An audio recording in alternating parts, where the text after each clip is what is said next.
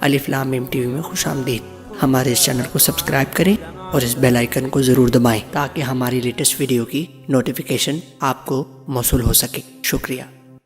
چونٹی کے نام پر اللہ نے سورت رکھ دی۔ پیچھے میں آپ کو بہت ساری سورتوں کے نام یاد کرا آیا ہوں، ایک سورہ نحل بھی ہم نے پڑھی تھی۔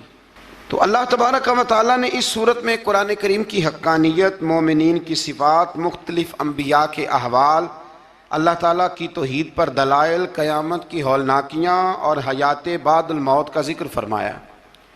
اس سورت کی ابتدائی آیات میں ایک بار پھر حضرت موسیٰ علیہ السلام کے احوال اور معجزات کا بیان ہے۔ آیت نمبر 16 سے سلیمان علیہ السلام کا ذکر ہے۔ وہ داؤد علیہ السلام کے وارث تھے، بیٹے تھے، اور انہیں پرندوں کی بولیاں سکھائی گئیں۔ جنات اور انسانوں کے لشکر کا ایک فوجی ڈسپلن کے ساتھ ان کے پاس حاضر رہتے تھے۔ وہ جو ان کا لشکر تھا نا، اس میں انسان بھی تھے، جن بھی تھے، اور اس کے اندر پرندے بھی تھے۔ ان کا لشکر تھا، وہ ہمیشہ ان کے پاس رہتے تھے۔ حضرت سلیمان علیہ السلام گزر رہے تھے تو ایک مقام سے آپ گزرے جہاں چیونٹیاں بڑی کثرت کے ساتھ تھیں۔ تو ایک چیونٹی جو ان چیونٹیوں کی سردار تھی، ان چیونٹیوں کی بڑی تھی، اور مفسرین کرام نے یہ بھی لکھا ہے کہ وہ تھی بھی ایک آنکھ اس کی کوئی نہیں تھی، ایک ٹانگ اس کی کوئی نہیں تھی، لیکن اس حال میں بھی وہ چیونٹی جو تھی وہ چیونٹیوں کی قیادت کر رہی تھی۔ تو حضرت سیدنا سلیمان علیہ السلام کا لشکر جب وہاں سے گزرا تو وہ کہنے لگی یا ایھا النمل ادخلوا مساکنکم، کہنے لگی چیونٹیوں اپنے بلوں میں گھس جاؤ، کہیں ایسا نہ ہو کہ سلیمان علیہ السلام کا لشکر بے دہانی میں، سلیمان کا لشکر توجہ نہ کرے اور تمہیں پاؤں کے نیچے مسل دے، لہذا اس طرح کرو کہ تم اپنے اپنے بلوں میں گھس جاؤ۔ حضرت سلیمان ابھی 3 میل دور تھے، تمام مفسرین نے لکھا ہے 3 میل دور تھے، تو وہاں سے چیونٹی بول لی تو قرآن کہتا ہے کہ حضرت سلیمان اس کی بات سن کے ہنس پڑے، فتبسم ضاحکا، آپ اس کی بات سن کے ہنس پڑے کہ دیکھو یہ چیونٹی کیا کہہ رہی ہے، ذرا غور کرنا بات پر کہ حضرت سلیمان 3 میل دور فاصلے پر چیونٹی کی بات بھی سن لیتے ہیں۔ مولوی نے قرآن کی آیت پکی یاد کر لی، انا بشر مثلکم، کہتا ہے حضور نے کہا میں تمہاری طرح کا بشر ہوں، نبی ہماری طرح ہوتے ہیں جی، تو وہ تو 3 میل دور چیونٹی کی آواز سن لیتے تھے، اس کے کان میں چیونٹی رکھو بلا، اسے کہو کہ بتا بلا کیا کہتی ہے، کچھ بتائے گا پھر دوڑ لگا دے گا شاید، کان میں رکھو اس کو، کہو بتا چیونٹی کیا کہتی۔ اور اگر یہ لفظ نہ ہوتے قرآن کے کہ جب انہوں نے سنا تو ہنس پڑے، یہ جملے نہ ہوتے تو شاید اس کو بھی نہ مانتے، لیکن حضرت سلیمان نے سنی چیونٹی کی بات، اور اب اگلی بات کہنے لگا ہوں، بڑے خوبصورت لفظ لکھے ہیں مفسرین نے، فرماتے ہیں دیکھو ایک چیونٹی نے ایک جملہ بول کے، ایک چیونٹی نے ایک جملہ بول کے اپنے قبیلے کی خیر خواہی کی تو رب نے اس کا جملہ بھی قرآن میں بیان فرما دیا۔ تو جو ساری زندگی لوگوں کو جملے بول بول کے کہے رب رسول کی طرف آ جاؤ، تو اللہ قیامت میں اس کی بات کو قائم نہیں فرمائے گا۔ جو بھی کسی کی خیر خواہی کرے وہ ایک جملہ بول کے کرے، اور ہو بھی چیونٹی، تو اگر اللہ اس کا ذکر قرآن میں باقی رکھتا ہے تو میں اور آپ اگر کسی کی خیر خواہی کریں گے تو انشاءاللہ ذکر باقی رہے گا۔ شرط یہ ہے کہ کریں خیر خواہی، خیر خواہی کرو کسی کی، ایک جملہ بول کے بھی کرو، چیونٹی بھی ہو تو اللہ قرآن میں ذکر باقی فرما دیتا ہے۔ تو اللہ تبارک و تعالیٰ نے اس بات کا ذکر قرآن مجید میں فرمایا، اس پر کئی کچھ لکھا ہے۔ اسی طرح سے ایک بات اور لکھی ہے ہمارے مفسرین نے کہ حضرت سلیمان ایک دن اسی طرح نکلے، قحط پڑ گیا تھا، بارش نہیں ہوتی تھی، تو حضرت سلیمان باہر میدان میں نکلے دعا کرنے کے لیے، خشک سالی تھی، تو جب آپ گئے تو ایک چیونٹی اپنے پر پھیلا کے دعا مانگ رہی تھی، تو رب کریم نے فرمایا سلیمان آپ واپس چلے جائیں، بارش آ جائے گی پر آئے گی چیونٹی کی دعا پہ۔ تو حضرت سلیمان نے عرض کی مولا میں بھی تو اتنا لشکر لے کے آیا ہوں نا، تو چلو ہمیں بھی دعا کر لینے دے، تو چیونٹی کی دعا پہ برسا دینا پر دعا کر لینے دے۔ فرمایا نہیں آپ واپس جائیں، دعا نہ مانگیں۔ یا اللہ کیوں؟ فرمایا چیونٹی کا دل ٹوٹ جائے گا، وہ تو کہے گی کہ یہ سلیمان کے لشکر دعا پہ پھر بارش آئی ہے، تو آپ نہ کریں تاکہ اس کے دل میں یہ بات رہے کہ نہیں میرے رب نے میری دعا پہ بارش فرمائی ہے۔ اب جائیں، آج بارش آئے گی پر آئے گی چیونٹی کی دعا پہ. تو جو چیونٹی بارش کی دعا کرے قوم کے لیے، اللہ اگر اس کا ذکر قائم رکھتا ہے تو جو اپنی قوم کے لیے ہدایت کی دعا کرے. اور کبھی کبھی گردن جھکا کے دیکھا کرو کہ دل میں رسول اللہ کی امت کا درد کتنا ہے. اگر کہیں حضور کی امت کا درد ہے تو پھر انشاءاللہ ذکر قیامت تک باقی رہے گا. پھر انشاءاللہ قیامت تک آنے والی نسلیں بھی آپ کا ذکر کریں گی اگر حضور کی امت کا درد سینے میں موجود ہے. اسی طرح سے پھر حضرت سلیمان کے لشکر میں نا ایک ہدہد نامی پرندہ بھی تھا، لشکر کا کارکن تھا پرندہ. ہدہد غائب تھا تو حضرت سلیمان کہنے لگے کدھر گیا وہ ہدہد؟ نظر نہ آ جایا سخت سزا دوں گا. یہاں تو کوئی اچھی خبر لائے گا، چونکہ وہ ہدہد پرندہ جاتا تھا تو خبریں لا کے دیتا تھا، ورنہ سزا دوں گا. اتنی دیر میں ہدہد بھی آ گیا. یہ پرندے جو کارکن ہوتے ہیں بڑے سیانے ہوتے ہیں، کبھی بندہ ناراض ہو تو صحیح خبریں لے آتے ہیں. تو صحیح خبر لے کے آ گیا.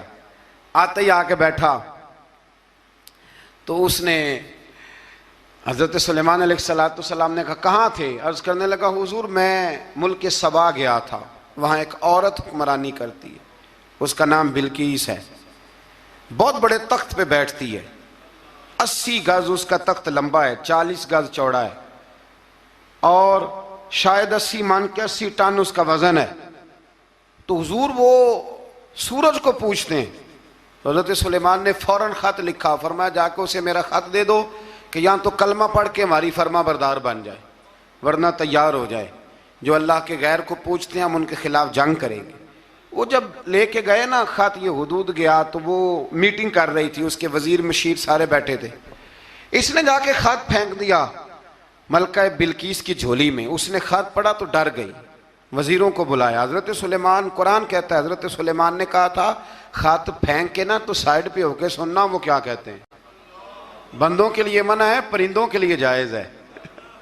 بندوں کے لیے منع ہے سائڈ پہ ہو کے سننا. ہاں جس کی جاسوسی کی ڈیوٹی ہو، کفر کی جاسوسی کی، اس بندے کے لیے بھی جائز ہے. تو یہاں ایک تو وہ پرندے تھے، دوسرا کفر کی جاسوسی کر رہے تھے. سائڈ پہ ہو کے سننے لگے تو ملکہ بلقیس کہنے لگی اب کیا کرنا ہے، یہ خط آیا ہے. تو وہ کہنے لگے ہم تیار ہیں، آپ حکم کریں، ہم لڑنے کو تیار ہیں، لڑیں گے. وہ کہنے لگی نہیں تیزی نہ دکھاؤ. قرآن مجید کہتا ہے کہ وہ کہنے لگی جب لڑائیاں ہوتی ہیں تو شہر تباہ ہوتے ہیں، ملک کھنڈر بن جاتے ہیں، لڑائی مسئلے کا حل نہیں ہے. انہوں نے کہا کہ میں نبی ہوں. تو ایک دفعہ آزما لیتے ہیں کہ نبی ہیں کہ نہیں، معاذ اللہ آزما لیتے ہیں. کہا کیسے؟ کہنے لگی تحفے تحائف بھیجتے ہیں، اگر مال پر دل للچا گیا تو پھر نبی نہیں بادشاہ ہے، اور اگر مال پر دل للچایا نہ تو پھر اللہ کے کامل بندے ہیں. یہ فرق اس نے اس وقت بیان کیا. اس نے 500 کنیزیں، 500 غلام بڑے شاندار لباس پہنا کے، 500 گھوڑا بڑا تگڑا، اس کے اوپر مال و اسباب رکھ کے تیاری کرا کے حضرت سلیمان کی طرف بھیجا. ہدہد پہلے سے خبر لے کے آ گیا. حضور اس نے یہ پروگرام بنایا ہے. وہ جب آیا سارا کچھ تو حضرت سلیمان دیکھ کے جلال میں آ گئے. فرمانے لگے اسے جا کے کہہ دو تو مجھے کیا تحفے بھیجے گی، میرے رب نے مجھے مالا مال فرمایا ہوا ہے، انہیں مالا مال کیا میرے مالک نے. جا اسے جا کے کہہ تو کیا تحفے دے گی. جب رب دیتا ہے تو پھر کوئی کمی نہ وہ نہیں چھوڑتا. بندے کیا دے سکتے ہیں، بندے تو بیچارے 10 دے کے تو 10 دن ان کی آنکھیں نہیں کھلتی. فرمایا مجھے اللہ نے جو دیا ہے کیا بات ہے اس کے دینے کی. تو فرمایا اسے کہو یا فرما بردار ہو کے آ جائے یا جنگ کے لیے تیار ہو جائے، ہم اسے اس کے شہر سے ذلیل کر کے نکال دیں گے. اس نے جا کے جب پیغام دیا تو اور ان لوگوں نے بھی آ کے بتایا کہ وہاں تو ہم عجیب منظر دیکھ کے آئے ہیں کہ جانور بھی ہاتھ باندھے کھڑے ہیں، وہاں تو جنات، سرکش جنات کھڑے ہیں. وہ بادشاہ نہیں، وہ نبی ہیں. وہ جو 500 غلام اور 500 کنیزیں گئی تھی حوال سنایا آ کے. تو ملکہ بلقیس نے پھر خط لکھا کہ میں فرما بردار ہو کے آ رہی ہوں. معنی کیا ہے؟ میں کلمہ پڑھنے کے لیے آ رہی ہوں. تو حضرت سلیمان نے کہا بھئی اب اس طرح کرو، ذرا فرش بچھاؤ. انہوں نے فرش بچھایا اس طرح کا کہ اوپر فرش تھا، نیچے مچھلیاں تیر رہی تھیں، لگ رہا تھا دریا ہے. ڈیوٹی لگا دی، جنات نے بچھا دیا. ادھر حضرت سیدنا سلیمان فرمانے لگے اب چونکہ مان کے آ رہی ہے تو اسے اپنی نبوت کی علامتیں بھی دکھانی ہیں. اس نے تخت بڑا شاندار بنوایا تھا، اور خواتین میں جو عادتیں خواتین والی ہوتی ہیں وہ جاتی نہیں. وہ 7 کمروں میں نا پیچھے اپنا تخت رکھ کے تو 7 دروازے بند کر کے آئی. اس زمانے میں ایک رواج تھا, وہ زلیخا نے بھی 7 دروازے مکفل کے ایک رواج تھا.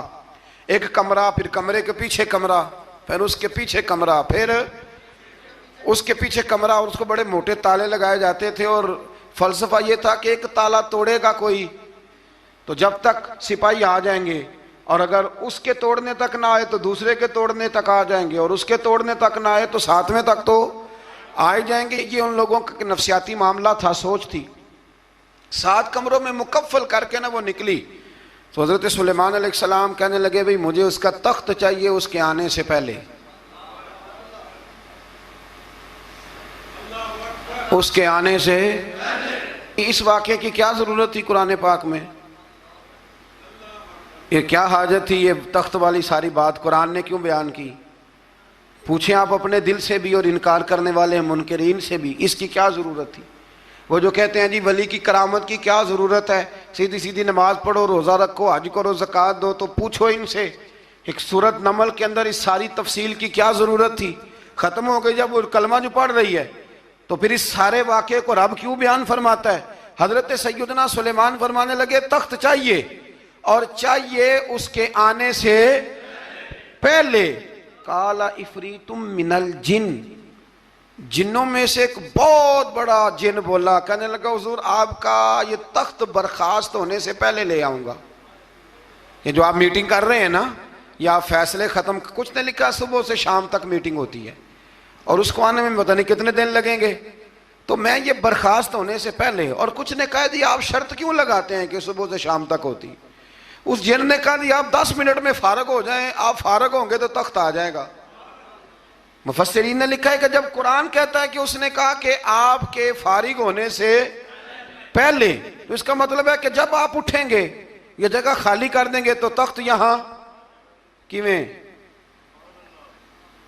ہزاروں میل کا فاصلہ ہے, آ جائے گا. پر ہوائی جہاز پہ کارگو کرا کے, جی DHL کے ذریعے کیسے آئے گا؟ وہ آئے گا تو بس آئے گا. تو حضرت سلیمان کی تو بادشاہت تھی نا زمانے پہ, فرمانے لگے نہیں نہیں تو لیٹ ہے, تو لیٹ ہے, تو ہمیں جانتا ہی نہیں, ایٹ سٹ تے پکھڑا کوار گندل, اسی اور بھی بوٹیاں جاننے ہاں, یہ تو لیٹ ہے, ابھی ہماری طاقت اس سے زیادہ ہے. بڑی کمال بات لکھی ہے لکھنے والوں نے. ایک مفسر نے لکھا ہے کہ ابھی حضرت سلیمان نے غلاموں سے منگوایا ہے, اپنی بات کوئی نہیں کی. یہ حال ہے ان کے غلاموں کا, تو سردار کا عالم کیا ہوگا؟ حضرت سلیمان کہنے لگے بھی جلدی جائیے. قال الذی عنده علم من الکتاب انا آتیک بہ قبل ان یرتد الیک طرفک. تو اٹھا ان میں سے وہ جس کے پاس کتاب میں سے علم تھا, ساری کتاب کا بھی نہیں, علم من الکتاب, کتاب. وہ اٹھے جن کے پاس کتاب میں سے علم تھا, تو وہ اٹھ کے کہنے لگے حضور میں لے آؤں گا. کب؟ آپ کے آنکھ جھپکنے سے, آنکھ جھپکنے سے. بندہ تھا جن تھا, جن کی تو بات مانی نہیں انہوں نے. کیا کہا؟ آنکھ جھپکنے سے, میں آنکھ جھپکنے سے پہلے لے آؤں گا. تو حضرت سلیمان کہنے لگے تو ٹھیک ہے چل لا, پھر لا. پھر آنکھ جھپکنے سے بڑے ہی نادان نہیں, پھر غصہ نہیں آتا ان پہ, پھر غصہ نہیں آتا. میرے شیخ کامل مرشد اکمل شیخ بحر و بار حضور غوث پاک جیلانی, حضرت غوث اعظم یوں کر کے شاگردوں کو مریدوں کو سبق پڑھا رہے تھے, پڑھاتے پڑھاتے ہاتھ آگے کیا, اور جب ہاتھ واپس آیا تو بھیگ گیا تھا سارا. تو شاگرد کہنے لگے حضور یہ کیا ہے؟ فرمایا تمہیں نہیں سمجھ آئے گی, چھوڑو تمہارے والی بات نہیں, خاصاں دی گل آما آگے نہیں مناسب کرنی, رہنے دو تم. کچھ وقت گزرا تو کچھ لوگ آ گئے, ابھی کلاس ختم نہیں ہوئی تھی, کپڑے بھیگے ہوئے ہو. وہ شاگرد پہلے ہی منتظر تھے, کہا تمہیں کیا ہوا؟ کہنے لگے دریا میں جا رہے تھے, اچانک ہچکولیں آنے لگے. تو ہم نے کوئی کسی بے عمل کا بازو تو نہیں نہ تھاما, ہم غوث اعظم کے ماننے والے ہیں. تو دریا میں کہا یا شیخ عبد القادر جیلانی شیئا للہ، اللہ کے راستے میں مدد کرو. تو کہنے لگے بس ایک ہاتھ ہی آیا ہے، اور یوں کشتی کھینچ کے باہر نکالی ہے. تو اب وہ شاگرد سارے چپ کر گئے، کہنے لگے جواب کیوں نہیں دیتے؟ انہوں نے کہا تم نے ہاتھ دیکھا ہے پہنچتا ہوا، اور ہم نے ہاتھ دیکھا یہاں سے جاتا ہوا. تم نے پہنچتا ہوا دیکھا ہے تو ہم نے. حضرت بہاؤالحق نقشبند بخاری، ان کی ایک مریدنی تھی، اوپر چبارے پہ کسی نے اس کی عزت پہ ہاتھ ڈالا، چبارے پہ اوپر والی منزل پہ. اس مریدنی نے اپنی عزت بچانے کے لیے چھلانگ لگا دی. جب وہ نیچے گر رہی تھی تو حضرت بہاؤالحق نقشبند بخاری پہنچ گئے. نیچے کوئی ایسا بندوبست کر دیا، کوئی چارپائی بچھا دی، کوئی ایسا جس پہ وہ آ کے آرام سے گری اور بچ گئی. حضرت صاحب کی طرف دیکھ کے کہنے لگی حضور آپ کب آئے؟ فرمانے لگے پتر جب تو چبارے سے چلی تھی تب میں بخارے سے چلا تھا. جب تو چبارے سے چلی تھی نا تب میں بخارے سے چلا تھا، اور تیرے نیچے آنے تک میں بھی پہنچ گیا ہوں. میں بھی مالی دا کم راکھی کرنا، پھل کچے ہون یا پکے، اے پیر مریدان دے سر تے ہی رہندا ہے.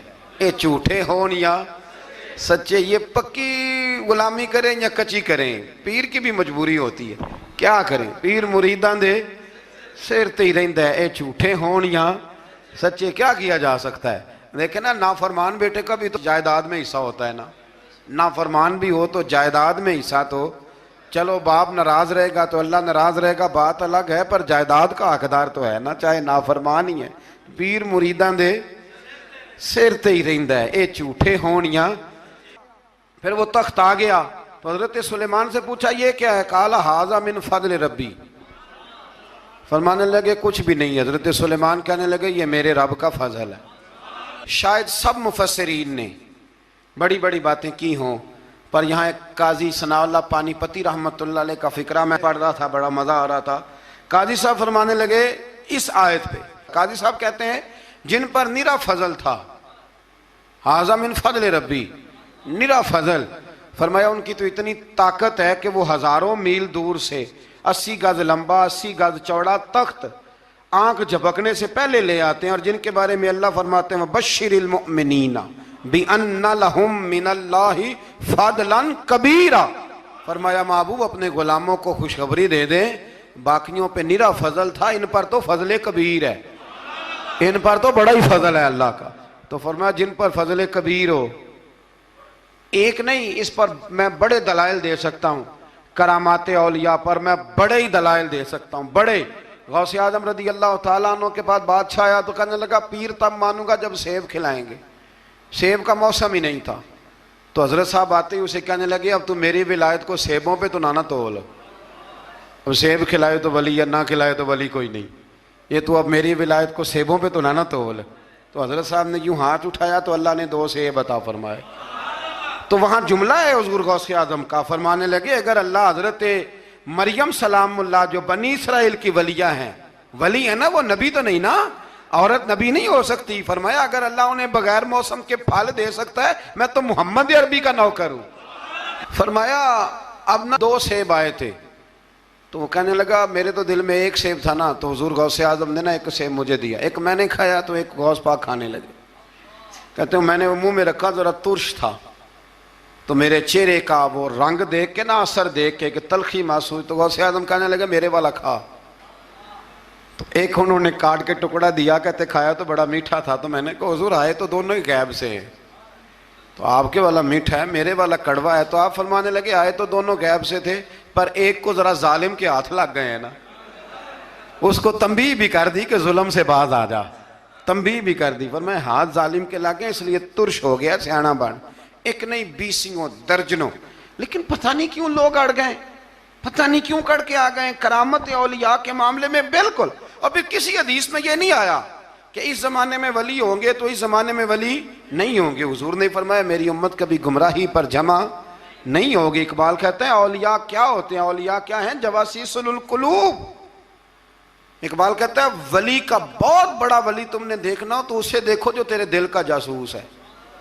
چلو یہ مشکل بات ہے، میں نہیں چھیڑتا، لیکن جو تیرے وہ جاسوسی کرتا ہے پر کرتا ہے تیرے دل کی، وہ تیرے دل کا جسوس ہوتا ہے ولی. اور اس پر حضور کی حدیث ہے، فرمایا اس کی فراست قلبی سے ڈر، یہ اللہ کے نور سے دیکھتا ہے، ڈر اس کی فراست قلبی سے. اللہ توفیق عطا فرمائے. بہرحال اس ولی کا نام تھا آصف بن برخیا. آصف بن برخیا جی حضرت سلیمان کے وزیر تھے. وہ آئی ملکہ بلقیس، اور جب وہ آئی نا تو اس نے دیکھا کہ یہ تو آگے سامنے حضرت سلیمان بیٹھے ہیں، اور جو رستہ ہے نا درمیان میں وہ فرش ہے کہ دریا ہے سمجھ نہیں آ رہی. تو اس نے نا اپنا یوں کر کے اوپر کپڑا اٹھانا شروع کر دیا کہ نیچے پانی ہے. تو حضرت سلیمان کہنے لگے چلتی آ، نیچے کچھ بھی نہیں. اس نے پیر رکھا، نیچے مچھلیاں بھی تیرتی جا رہی تھیں. حضرت سلیمان علیہ الصلوۃ والسلام، آج بھی اللہ نے توفیق دی ہے نا، لوگوں نے اس طرح کی تعمیرات بعد میں کی ہیں، لیکن اس کے موجد، اس کے پہلے بنانے والے حضرت سلیمان ہیں اللہ کی دی ہوئی توفیق سے. تو وہ ملکہ آپ کے پاس آئی، پھر وہ آپ کی فرما بردار ہو گئی. اور بعد مفسرین نے یہ لکھا ہے کہ اس نے جب کلمہ پڑھا تو پھر اس کا نکاح بھی حضرت سلیمان سے ہوا.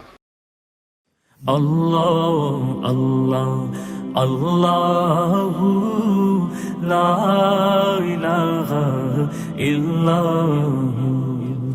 اللہ اللہ اللہ لا الہ الا. آمینہ بی بی کے گلشن میں آئی ہے تازہ بہار. آمینہ بی بی کے گلشن میں آئی ہے تازہ بہار. پڑھتے ہیں صلی اللہ وسلم، پڑھتے ہیں صلی اللہ وسلم آج درو دیوار مدنی. اللہ اللہ اللہ لا الہ الا